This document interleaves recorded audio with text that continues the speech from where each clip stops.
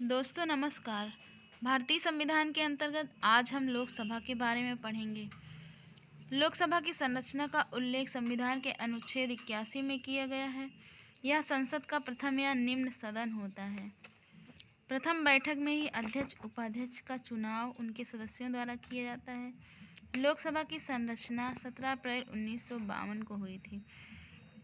सदस्यों की योग्यता की बात करें तो उसे भारत का नागरिक होना चाहिए, 25 वर्ष की आयु पूरी की हो, लाभ के पद पर न हो, पागल, दिवालिया, मानसिक रोगी न हो और इनके लिए जमानत राशि जनरल के लिए 2500 रुपये और ST/SC के लिए 500 रुपये होती है।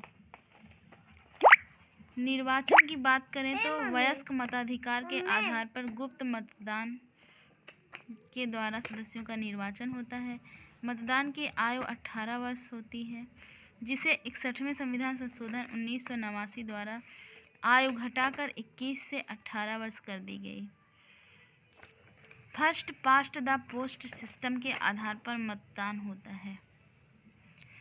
सदस्यों के शपथ की बात करें तो सभी निर्वाचित सदस्यों को प्रोटेम स्पीकर द्वारा शपथ दिलाई जाती है। प्रोटेम स्पीकर उन्हीं सदस्यों में से सबसे वरिष्ठ सदस्य को चुना जाता है।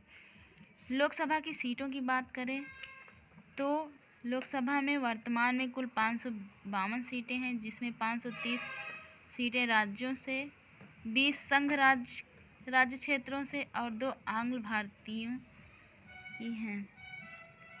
वर्तमान में लोकसभा में 545 सीटें हैं, जिसमें 530 राज्यों से, 20 संघ राज्य क्षेत्रों से और 2 आंग्ल भारतीय। अनुसूचित जाति के लिए लोकसभा में 84 सीटें आरक्षित हैं और अनुसूचित जनजाति के लिए 47।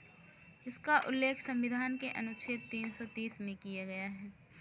84वें संविधान संशोधन 2001 द्वारा 2026 तक लोकसभा के सीटों की संख्या 1971 की जनसंख्या के आधार पर अपरिवर्तित रहेंगी।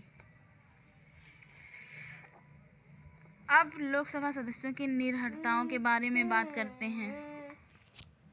दल बदल के आधार पर 10वीं अनुसूची में इसका उल्लेख किया गया है। दोहरी सदस्यता अर्थात 10 दिन में सूचना दे देनी चाहिए। त्यागपत्र के द्वारा लोकसभा के सदस्य अपना त्यागपत्र अध्यक्ष अथवा सभापति को देते हैं। लगातार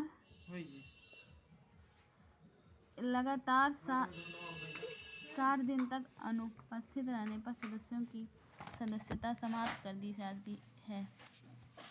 लोकसभा के सदस्यों के कार्यकाल की बात करें तो सामान्यतः इनका कार्यकाल 5 वर्ष का होता है। इसे समय से पूर्व भंग किया जाता है राष्ट्रपति द्वारा प्रधानमंत्री की सलाह पर। इनके कार्यकाल में वृद्धि भी की जा सकती है, जैसे आपातकाल के समय। संसद विधि द्वारा 1 वर्ष में एक बार इनका कार्यकाल बढ़ा सकती है। आपातकाल समाप्त होने पर 6 माह में चुनाव करवाना जरूरी होता है।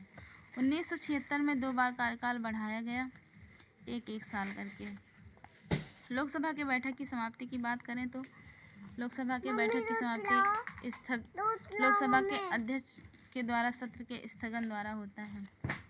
सत्रावसान राष्ट्रपति द्वारा किया जाता है।